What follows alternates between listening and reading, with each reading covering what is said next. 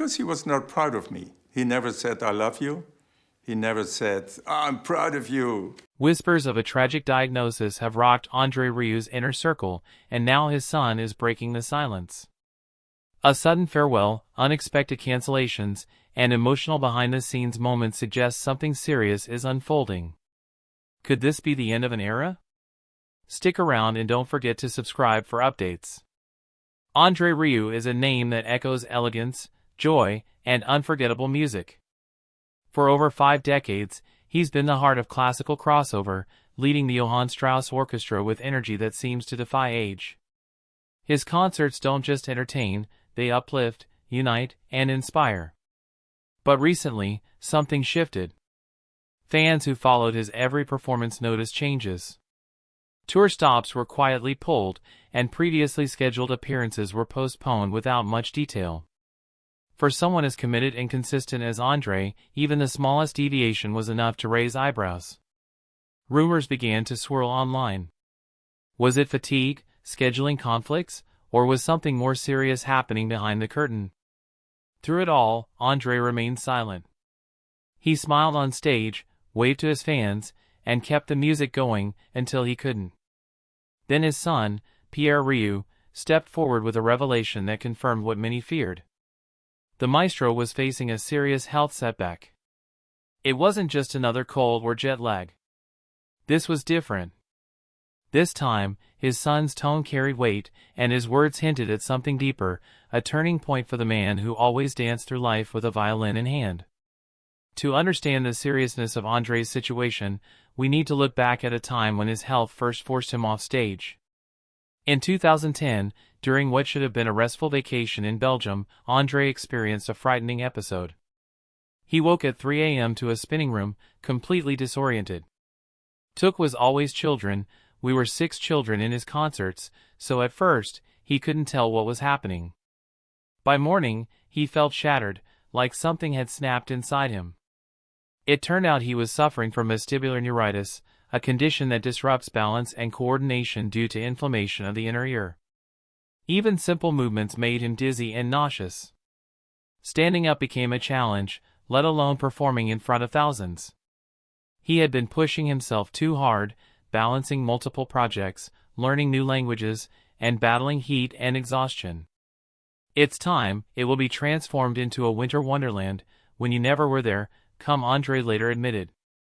He lived life at only 2 speeds, full throttle or complete stop. Doctors advised him to cancel upcoming shows, including large tours in the UK and Australia. That was unheard of for André, but for the first time, he had to listen. He spent months recovering through balance exercises suggested by fans and rethinking his priorities. It was a tough lesson, but one he took seriously, or so it seemed until the symptoms resurfaced years later. The most recent health scare began just as André returned to Mexico after 6 years. The buzz was electric. Thousands of fans, some traveling for days, filled the venues with excitement. The first 2 concerts in Mexico City went smoothly, and everything seemed on track. Then, without warning, André fell ill less than 24 hours after the second performance. He developed a strong flu, accompanied by a high fever and intense fatigue. His team initially hoped it was something he could push through, but it quickly became clear he couldn't. His son Pierre later revealed how hard this decision was.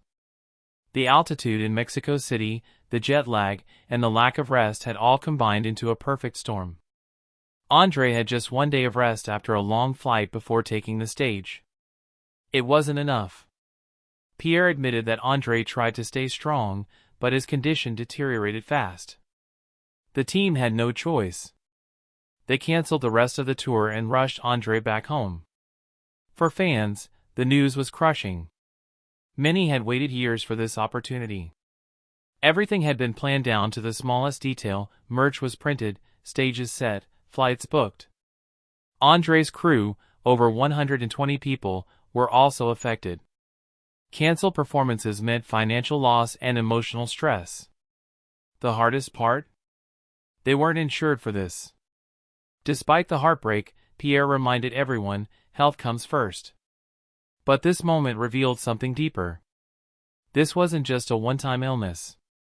It was a clear sign that André's body was asking for rest. André Rieu is 74 years old, but you'd never guess it watching him conduct or glide across a stage. Yet the reality is catching up. Pierre acknowledged what many hesitate to admit: touring the world at this age takes a heavy toll, especially when it involves long-haul flights, time zone shifts, and performances at high altitudes. Mexico City sits more than 2,000 meters above sea level. That thin air isn't just tough for athletes, it's draining for anyone exerting themselves on stage. Even André's lead singer, Donna Alberti, reported nosebleeds and extreme fatigue during one performance. She had to pause mid-song just to hydrate. Emma, another singer, described the emotional roller coaster of going from performing for 10,000 people to hearing the tour was cancelled the next day. Pierre admitted that traveling to places like Mexico and Australia may no longer be realistic. It's not just about André, it's about the entire team. Their health, their energy, and their well-being are also at stake. Backstage, André had told his wife he wasn't sure he could do this kind of tour again. The signs had been there. He was feeling the strain, and when the music stopped, the message was clear: something had to change before things got worse. This isn't the first time André Rieu had to step back for reasons beyond his control. Back in 2016, fans were stunned when multiple shows were suddenly cancelled. Many feared the worst, that André was suffering from another health issue. But the truth was different and even more emotional. One of his trusted orchestra members had passed unexpectedly, and André was devastated. He didn't just lose a musician, he lost a friend. It hit him hard, and he needed time to grieve. The Johann Strauss Orchestra is more than a group of performers to André, it's his extended family. Every tour, every concert is a shared journey. So when news broke recently that a current orchestra member had suffered a heart attack before a UK show, fans felt a deep concern again. The concert was postponed, and a new date is still uncertain. A pattern is becoming clearer: emergencies, emotional burdens, and physical strain are all taking a toll. These events are reminders of how much André has given to his craft. But they're also signs that even the strongest need to pause, reflect, and heal, even when their hearts still want to keep going. After returning home to Maastricht, André took time to recover, and during those quiet days he reached a conclusion he never thought he'd say out loud: he couldn't keep performing at the same speed anymore. His legs had started to shake before going on stage. His energy was fading. He feared he might collapse while performing. That fear became the tipping point. The decision to cancel wasn't just medical, it was emotional. It forced André to rethink what comes next. Pierre revealed that they're no longer planning to make up the cancelled Mexico concerts: the risk is too high. Trips that require long-distance travel may be off the table. Even if André recovers fully, his schedule will be different. He still plans to perform in Chile, Argentina, and Colombia later in the year, but nothing is guaranteed. From now on, they're taking it 1 year at a time, one concert at a time. The focus is shifting toward concerts in Maastricht, where André can rest between shows and manage his time more carefully. He's cutting out media interviews, business openings, and non-essential appearances. Protecting his health isn't about giving up, it's about making sure he can keep doing what he loves, just in a safer, more balanced way. During the global lockdown, when stages were dark and audiences were silent, André discovered something unexpected: baking. He took comfort in simple recipes and late-night baking tutorials on his iPhone. Soon, it became more than just a hobby, it became therapy. His creations began appearing on social media, bringing smiles to fans who were missing his concerts. Eventually, he even landed a spot on the Dutch version of the Great British Bake Off, known as Heel Holland Bakt. But when asked if he would trade music for baking, André laughed: absolutely not. His passion for music runs too deep. Baking is a way to relax, not a replacement for the joy he finds on stage.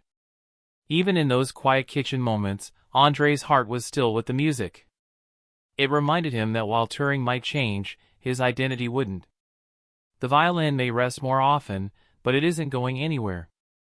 He just needed to adjust the rhythm, and maybe enjoy a slice of cake along the way. From his peaceful home in Maastricht, André Rieu has redefined what happiness means. He no longer chases every opportunity. Instead, he cherishes the few that truly matter. Summer concerts in Vrijthof are now his focus, beautiful, intimate, and close to home. He's no longer trying to be everywhere. Now, he invites the world to come to him. André often jokes that he plans to live until 140. And while that may not be literal, it shows his enduring spirit. He still has big ideas, fresh tour concepts, and endless creativity. He's not finished, just fine-tuning the pace. What's your favorite André Rieu moment? Share it in the comments, and if you felt inspired by this story, hit like, subscribe, and click the next video on your screen.